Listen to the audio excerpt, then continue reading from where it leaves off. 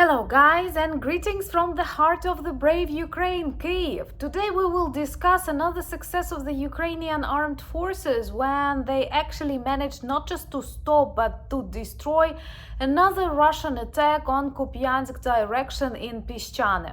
Russians tried to attack using 50 different vehicles, tanks, armored vehicles, Ural trucks, but 40 of them were destroyed together with the Russians who were neutralized.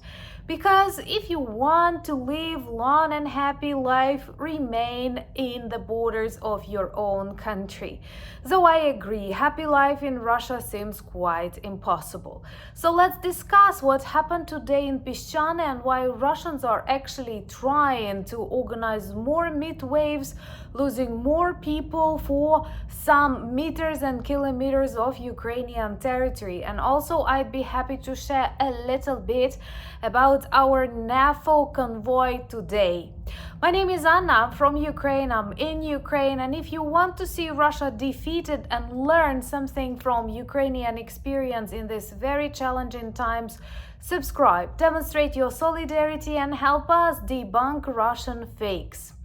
So recently, 92nd Ukrainian Brigade demonstrated huge success destroying and stopping Russian attack in Pishchana of the Kupiansk region. According to the data available, Russians decided to organize a serious operation using 50 different equipment, including lots of tanks, including lots of infantry vehicles, armored vehicles, Ural trucks, and even quadricycles, because right now there are even Russians on motorcycles because they critically lack equipment. So they were trying to attack Pishchana, getting more of the Ukrainian territory, but in the result lost more of the Russian equipment. Lots of their tanks were severely damaged, 3 totally destroyed, and many more armored vehicles. In total, 40 out of 50 Russian equipment that they were planning to use in Pishchana burned, which is good because this totally corresponds to the Ukrainian aim of our special military operation, and that is to demilitarize Russia. I am specifically proud that in times of limited resources and quite limited support, we use Ukrainian creativity and specifically Ukrainian drones. The majority of such tasks are actually performed by various kinds of Ukrainian drones, many of which are produced inside the country. And this is insane if you take into account how much time we have for that, how actually little we knew about drones and drone warfare before the start of the full-scale war, and also that with the help of this literally very inexpensive Ukrainian Angry Birds, or as one of my subscribers and friends beautifully described, dragons, we managed to burn Russian weapons that are worth millions of dollars. And this is exactly what happened in Pishchana today. Right now, Russians understand that winter is coming. Hopefully, the permission to strike inside the Russian Federation is coming, and they desperately try to get more of Ukrainian territory so that they can trade it if any period of appeasement comes, which is definitely something we don't want in Ukraine, because all we want and all we need for peace and security, not just in this part of the world, but globally, is actually to defeat Russia. Subscribe if you want to see Russia defeated and to discuss that on the channel sometime soon. Also share the videos that you consider important on your social media. This helps a lot. And from what I understand, right now, from time to time, we observe Russian attacks on Kupiansk, on Toretsk directions, but they fail. Honestly, it is quite insane to organize similar types of attacks in modern times with all the surveillance, the ability to see the territory. That's why they do it only when they are very much in a hurry and they believe that something bad is coming for Russia, and all they do is use this moment of delays, of hesitation, or of elections. Honestly, I remember how many of you were worried about the process of conscription inside Ukraine. Right now, we've achieved the goal and actually have 14 new brigades, and we lack equipment for 10 of these brigades. And our partners say we need to wait. Unfortunately, waiting is not about hours and days, it's about human lives, it's about Ukrainian territories. And it's a little bit painful when you realize that you've managed to collect the people who are ready to protect democracy, not just Ukraine, and then people in safe countries did not manage to collect the needed equipment. Once again, I know some may say that I'm exaggerating as a Ukrainian, but believe me, Russia has big bad plans for this planet, for Europe, and the consequences will definitely be felt in the North America or Australia. It's always like that when something big and bad happens.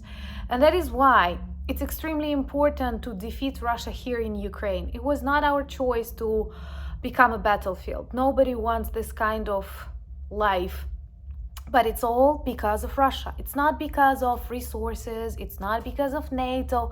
It's not because of bad politicians. It's because Russia is still ill with its imperial vision of the future. It still lives in the past, in the times of the Russian Empire, in the times of the Soviet Union, when the majority of countries want to be independent and remember their Soviet past as a nightmare. Ask people from Estonia, ask people from Finland, ask people from Poland. Nobody wants to return back to this Eastern Bloc. And that's why we fight, and we understand that it is an existential fight for us, but it is also an existential fight for democracies. Unfortunately, authoritarian regimes are rising. They cannot make it with the democracies, and democracies are desperately looking for the way not to fight, not to, say some very direct things, looking how to appease them. It doesn't work with bullies. You know it.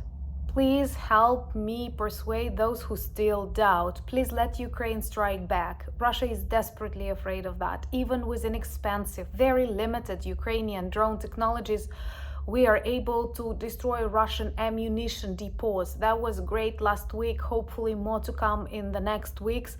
But it would have been much easier and much faster to demilitarize Russia with the help of long-range missiles. And that's what we need for the safety and security in the world after constant Russian humiliation of international agreements, laws that you actually need to live in your countries, in your context. Because if we start reshaping the world, oh my God, we'd better not. And I'm really happy that you understand that. I'm really grateful for the support that you give. Right, today we had a very beautiful transfer of drones and trucks collected during our third NAFO campaign with the 69 Sniffing Brigade.